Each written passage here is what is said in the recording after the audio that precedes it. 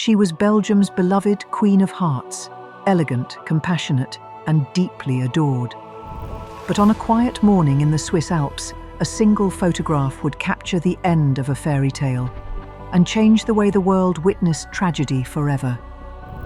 This is the story of Queen Astrid of Belgium, whose luminous life was cut short in an instant, and the daring night flight that delivered her final moments to a grieving world. The love story that captivated Europe.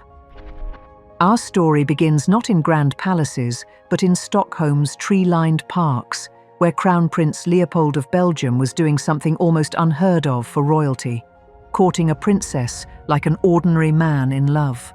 Defying every protocol, Leopold travelled incognito to Sweden, riding third-class trains just to see Princess Astrid. Picture this: a future king sitting in the cheapest railway car, his heart racing not from royal duty, but from pure, overwhelming love.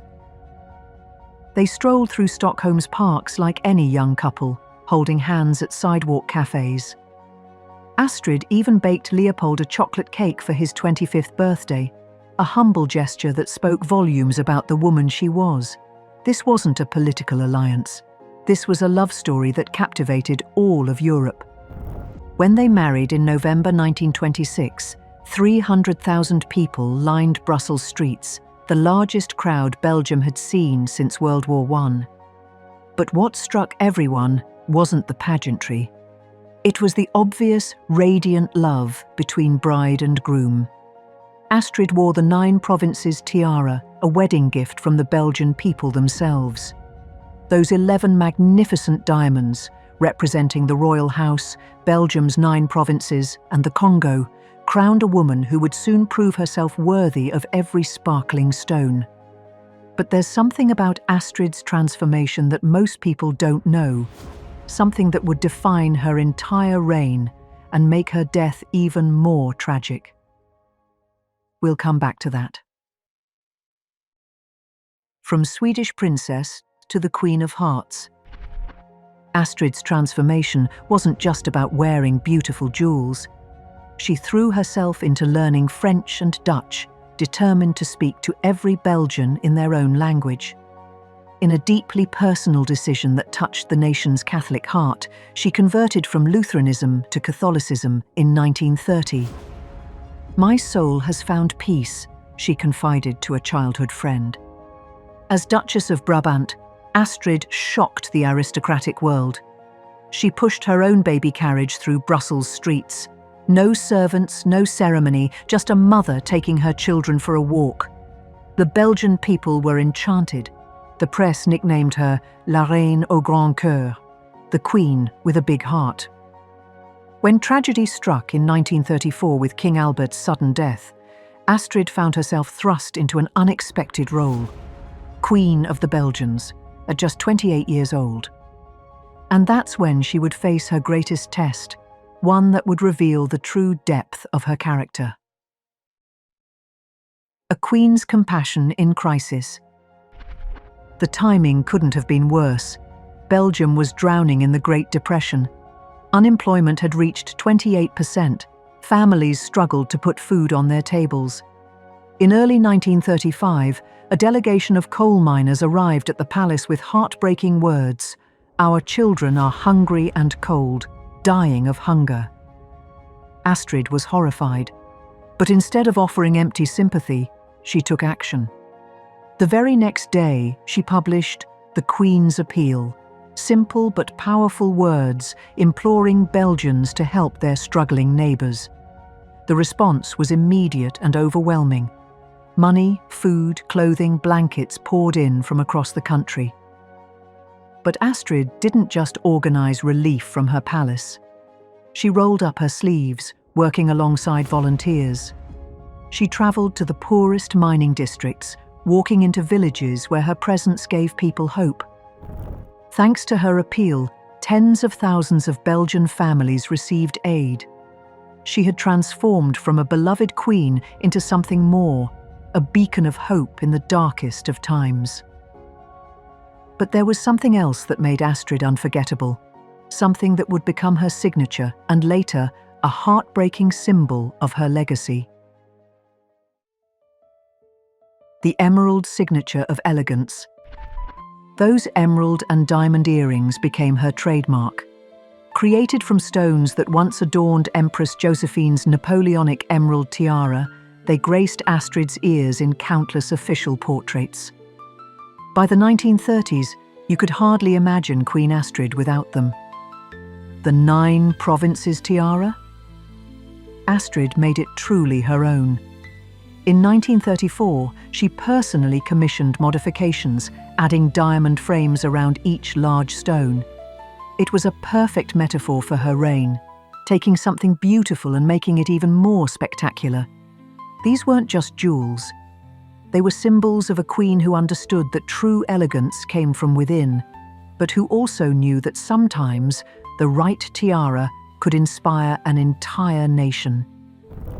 Little did anyone know that these emeralds would catch the morning light one final time in the most tragic circumstances imaginable. A perfect summer, a fatal moment.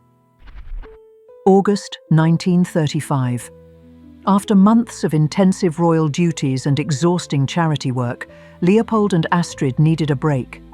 They chose the Swiss Alps, a place where they could simply be husband and wife, not king and queen.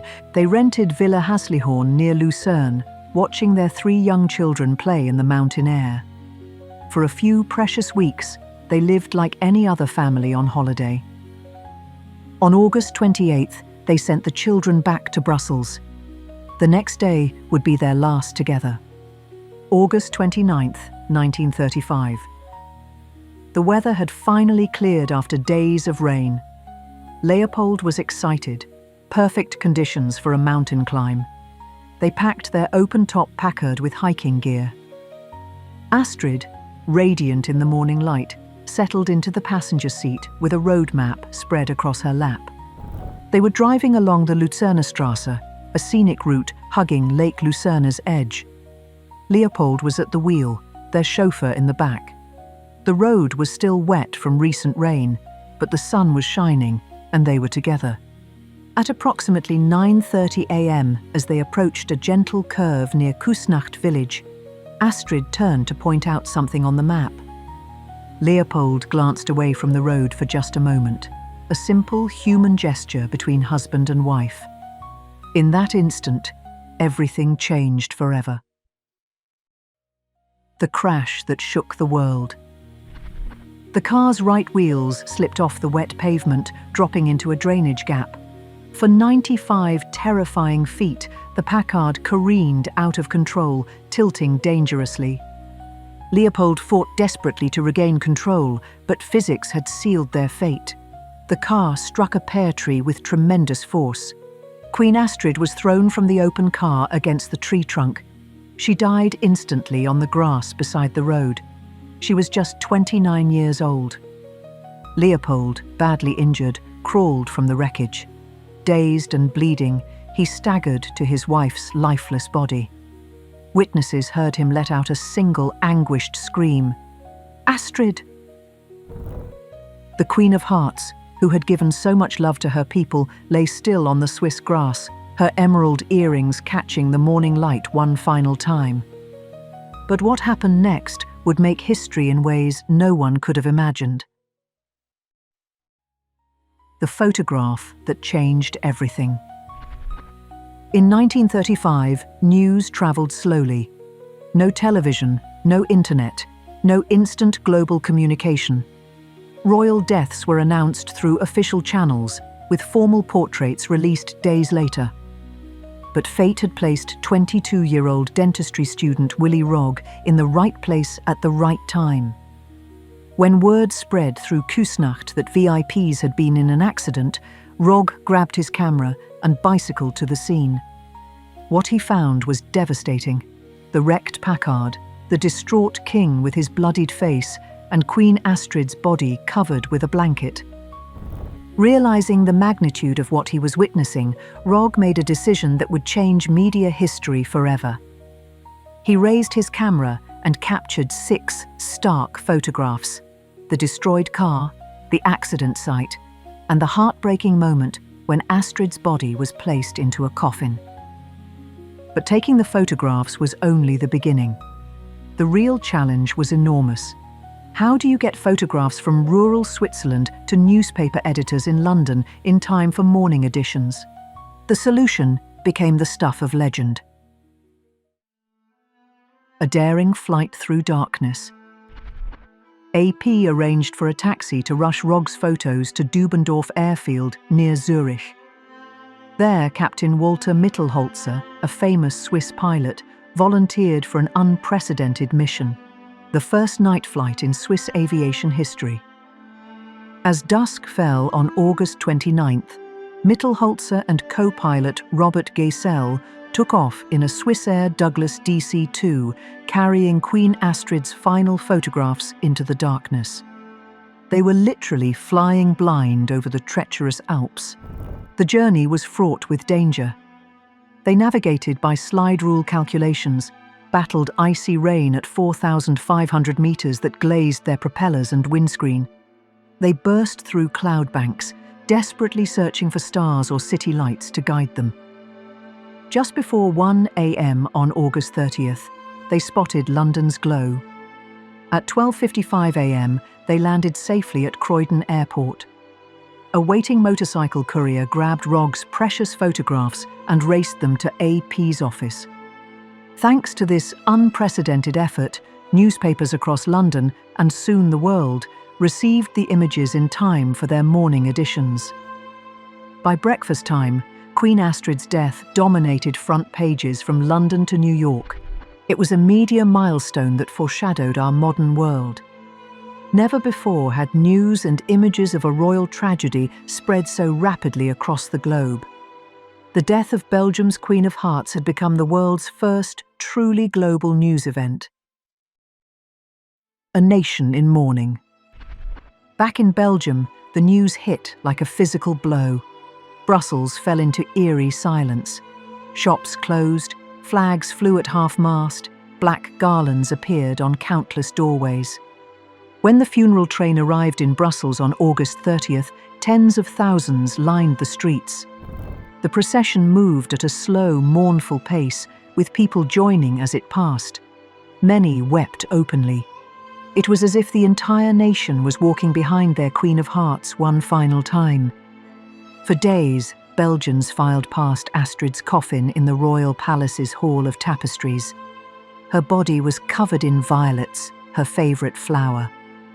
As mourners passed, they whispered stories of her kindness, how she visited miners' families, how she strolled with her children, how she had given them hope. In their grief, people were already elevating her to almost saintly status. The eternal Queen of Hearts. Today, on Lake Lucerne's shores, the Astrid Chapel stands as a testament to love that transcended death. Built with funds donated by ordinary Belgians, it marks the exact spot where their Queen of Hearts drew her last breath. Beside it stands the King's Cross, made from Swedish granite, marking precisely where Astrid fell in Leopold's arms. Under the land grant's terms, this small plot is considered Belgian territory, a piece of Belgium on Swiss soil, forever. Almost immediately, a beautiful tradition began.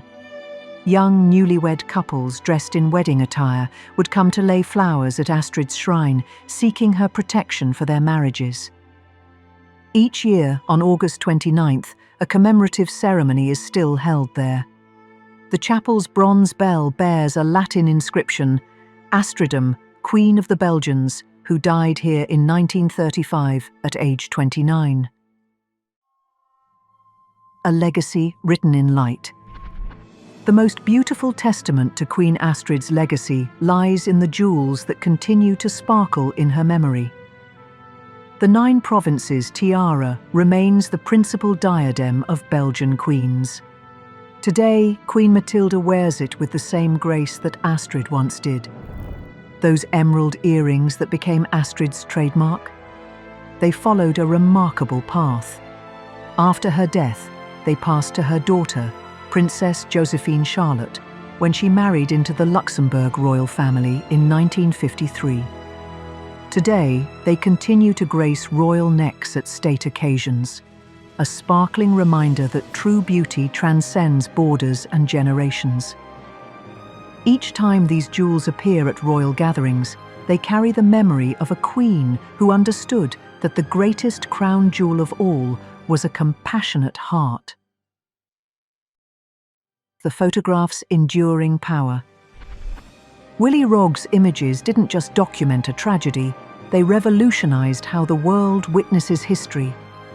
That daring night flight over the Alps marked the beginning of our modern age of instant global news. When Princess Diana died in 1997, the world knew within hours.